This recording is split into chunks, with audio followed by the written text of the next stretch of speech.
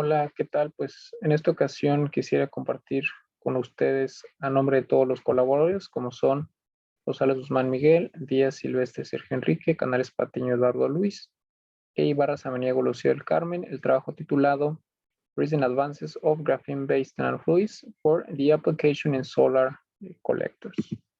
Como una introducción, quisiera mencionar algunos datos importantes que han sido publicados a lo largo de los últimos 5 años. Uno de ellos es que el consumo de energía a nivel global, pues por ahí del año 2017 alcanzó una cantidad importante que son cerca de 180,000 terawatts hora. Si continuamos con este consumo y además consideramos que pues va a haber un crecimiento en la población y esto a su vez pues necesita mayores recursos para seguir generando energía eléctrica, pues se espera que en los próximos años simplemente vayamos consumiendo nuestras fuentes de energía fósiles que no son renovables y por lo tanto pues se requieren algunos mecanismos adicionales para poder producir esta energía o para poder obtener energía sin que continuemos simplemente agotando nuestros recursos naturales. Una de las formas más fáciles de poder obtener energía es convertirla directamente desde el sol a través de lo que se conocen como colectores solares. Estos, sin embargo, todavía no tienen la eficiencia que uno quisiera y es por eso que al introducir nanofluidos dentro de estos colectores solares, pues se espera que haya incrementos importantes en la eficiencia y con esto, pues al mismo tiempo podría quizá reducirse el tamaño de los colectores solares para que no ocupen tanto espacio, que hasta el momento pues también una pequeña limitante de estos sistemas. Entonces en la siguiente diapositiva quisiera mencionar así de manera muy general cuáles son los dos procesos mediante los cuales se pueden obtener los nanofluidos. Está el proceso en un solo paso y el proceso en dos pasos. En el proceso en un solo paso se obtiene tanto el grafito como el nanofluido a partir de materias primas baratas, como por ejemplo el grafito. En este ejemplo que estoy mostrando en la figura A, pues tenemos el estabilizador, tenemos grafito y esto se introduce en un fluido térmico. Posteriormente, en este caso se le puede dar energía de ultrasonido, la cual ayuda básicamente a exfoliar el grafito para poder tener al final grafito estabilizado en el nanofluido que anteriormente era en el fluido térmico que anteriormente era convencional y aquí ya se le conoce como nanofluido. Entonces, digamos aquí la ventaja es que se parte de materia prima barata como el grafito y todo se hace en un solo paso.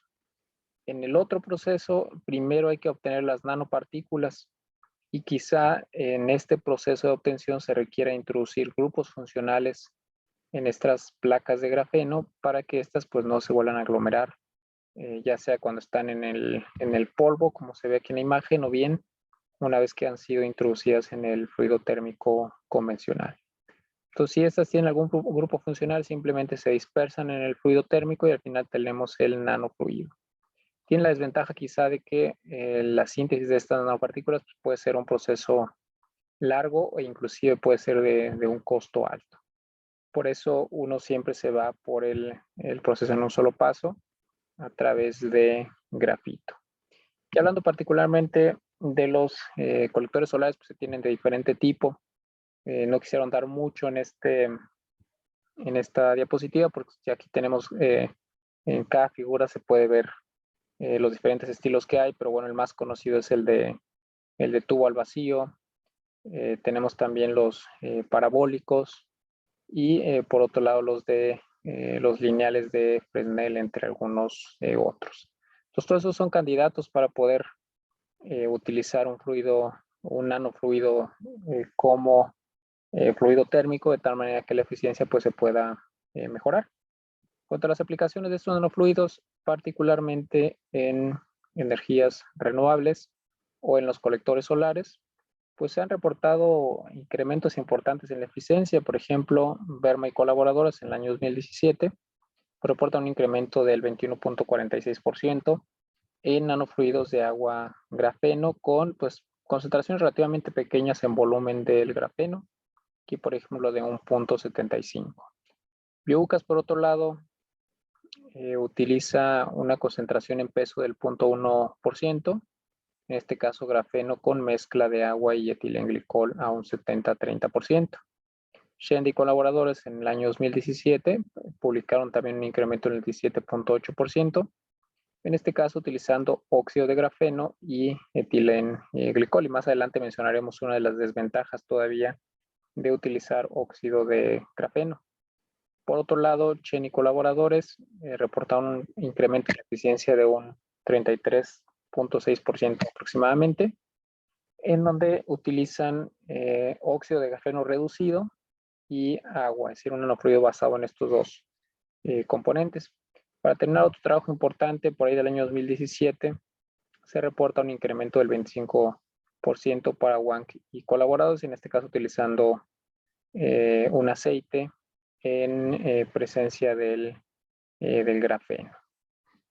Entonces vemos cómo pues hay ya bastantes avances en este campo, de tal manera que aparentemente vamos en el camino correcto. Sin embargo, todavía hay aquí algunas limitaciones que no se han atacado quizá de la manera apropiada.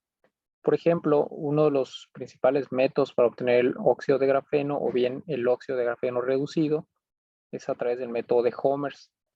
En este caso, digamos que una de las mayores limitantes es que consume mucho tiempo la producción, y por otro lado todas siguen utilizando sustancias tóxicas, es decir, ácidos, que no solo son tóxicos para el ser humano, sino también para el medio ambiente.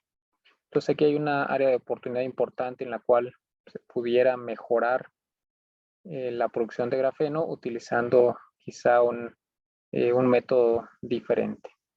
Otro aspecto importante que se debe atacar es que los nanofluidos suelen tener algún impacto sobre las superficies internas de los tubos a través de los cuales va a pasar, en las tuberías. Entonces van a causar en general algún tipo de desgaste. Pues bueno, no se ha hecho muchos estudios en este sentido. Por otro lado, muchos de los ejemplos que mencioné anteriormente, pues todavía no se utilizan estos sistemas en condiciones reales, sino más bien en condiciones de laboratorio, ¿no? Pero pues bueno, sí sería importante que todavía hubiera avances en este sentido, ya tener realmente cuál es el incremento en la eficiencia de estos sistemas, pero en condiciones un poco más reales. Y por último, no se sabe muy bien si estos nanofluidos pueden reciclarse, bajo qué condiciones, cuál es su tiempo esperado de vida, etcétera. Hay aquí otros puntos importantes a investigar en los próximos años para tener una visión más amplia del uso de estos nanofluidos en energías renovables y particularmente en colectores solares. Para terminar, podemos decir que aparentemente los nanofluidos utilizados en colectores solares pues, han logrado aumentar la eficiencia de estos sistemas, pero pues bueno, todavía se tienen limitantes que hay que atacar para los próximos años. Esto ha sido todo por parte mía. Agradezco mucho por haber visto esta presentación y no tengo nada más que agregar. Muchas gracias.